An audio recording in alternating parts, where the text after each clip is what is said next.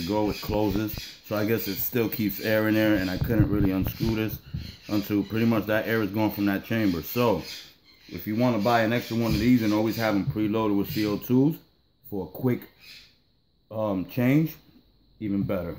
So let me just finish shooting this off, which you'll see by me doing this how much air it uses. You know, mind you, I put the CO2 in maybe 2 or 3 days ago because I wanted to test fire it. I ran out of paintballs for it, so you know, but I will be sending you shells. This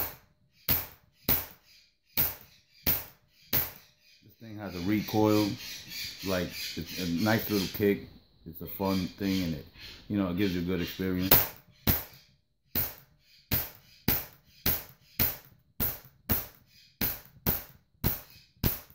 Look at this. This is all day. Okay, here we go.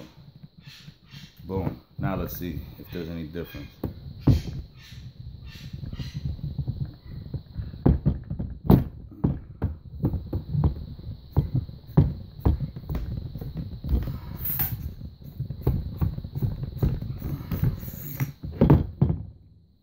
Winner.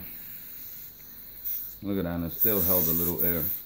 Anyway, keep in mind, you know, this would have held even more air if I wasn't messing around with it and taking more practice shots or whatever. But I did this just for you, to show you how everything works. So there goes one, there goes two. Give me 1 second.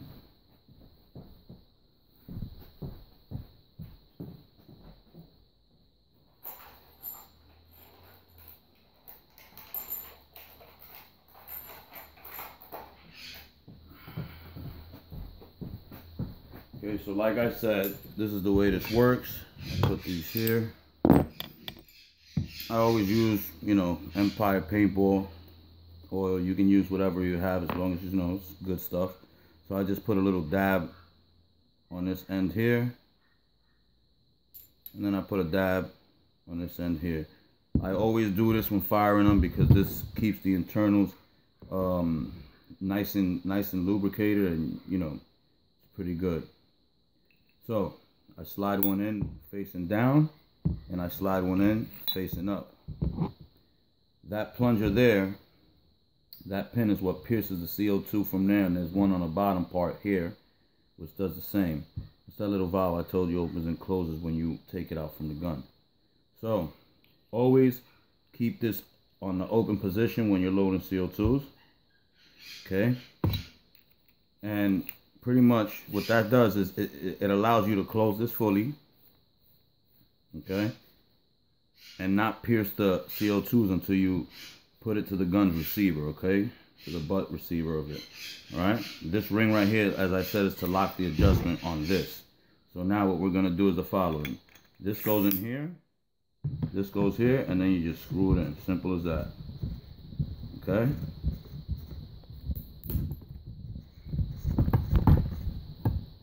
Just screw it until it goes, and that's pretty much it as far as that.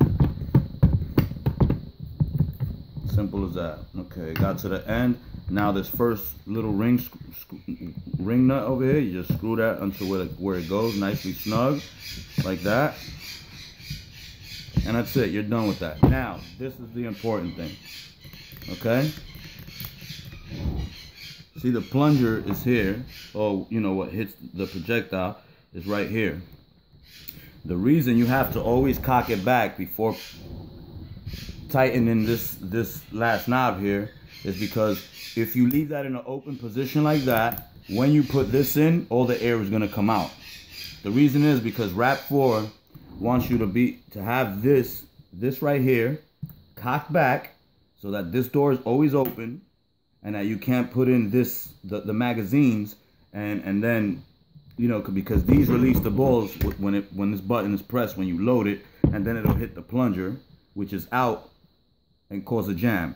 That's why these guns are so nice and don't jam, so because they're very realistic to the real thing. So the first thing you do before tightening this is you cock it, and you'll see this disappear. It's in the back here held. So here we go. There you go, it's cocked. You don't see it anymore. And now we can screw in this right here, which is going to pierce the CO2s. And there you go. The CO2s have been pierced. And wow, you didn't even hear a sip from it. Sometimes you can. I mean, it's just the way these guns are, but that's it. These CO2s are loaded and ready to go. Now, what you would do is, you know, I'm not going to load more casings because then I won't have anything to send you. But I will load a couple to shoot them out this mag, or out any mags at random. It doesn't matter. I really can't use the ones that I'm using right now for the phone because they're holding up the phone. So the way this works is you twist this right here until they go. And like I said, remember, these face the same direction of, you know, the top part of the clip going to the barrel of the gun. So you load them in like that, just like that. Just like that, just like that, just like this. Now, when you're putting the gun stock back on, just the way you took it off, you introduce it right in through here, then you pull down, push it up, and it locks right away. By the way, this is a cool two-tone black and olive. It's like a lot of stuff on this gun. Never comes like that. Now, we introduce the magazine. And you see it right in there automatically. Watch this cool stuff.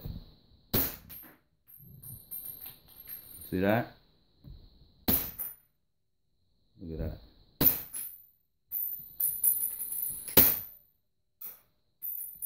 By the way, before I decided to sell this, I had Rap4. I sent it to Rap4 and had them put in a brand new shell ejecting mechanism. So this thing, don't have nobody to the right of this paint marker.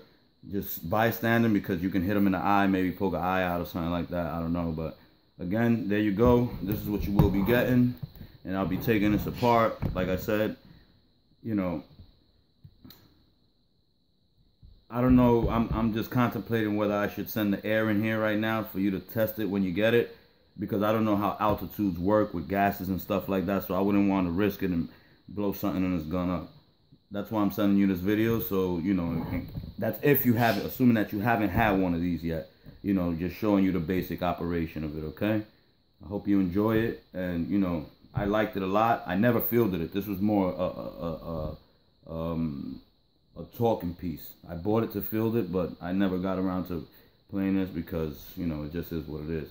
But I never had time to get around to that. But I love this gun. I shoot it a lot around the yard at whatever, you know, I can. And that's pretty much the most action she's got. So I hope you enjoy her. You know, this is a very nice gun, custom gun. I've never seen anybody with one like mine.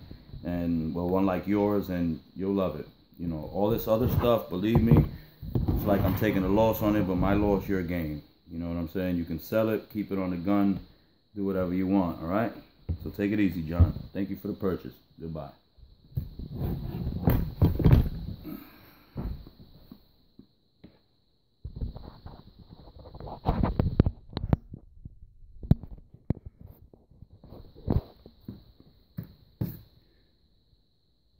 I'm going to tape this to the muzzle somewhere, okay? Or maybe I'll just leave it on the barrel and I'll put tape. See, I'll put it around on this part here, okay? And I might just put tape around it so that you just get in one piece, because if you can see there, it's two pieces. It's the outside part that screws onto the barrel and the little spring that's there. See it right there? So I wouldn't want you to lose that little spring, because that's what allows you to be able to screw it on and off easily without it getting caught up. That's where it goes. It goes right onto there. So here you go. These are all the parts.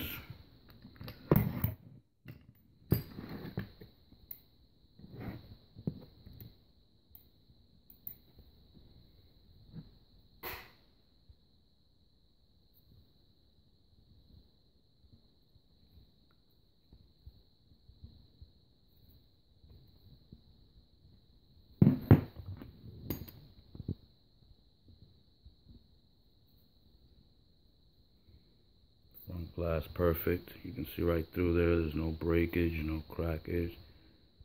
Okay, there you go. Same deal with this.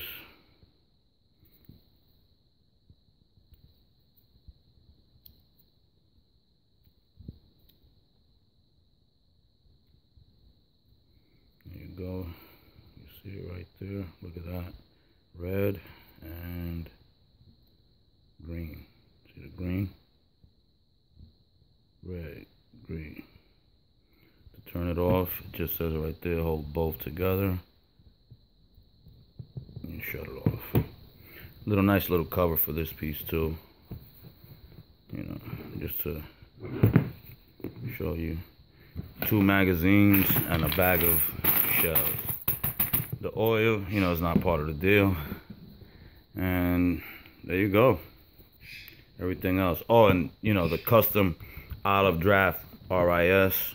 You know, it shimmers like nice pearly colors when it's under the sunlight. It's pretty nice. Nice little rubber grips I put on there. 3 portions of it. And then the Black Hawk strap, which is right over here. There it is. And there is the mount, and here is the sight. Adjustable. Okay, so you see everything is fully operational, nothing's broken, nothing's cracked. Obviously, because these are replicas of, you know, 1-to-1s, by the way, so don't go outside, you know, with this playing around in your neighborhood, because you get into some big trouble and something that can cause you some harm. You know, this is a 1-to-1 replica.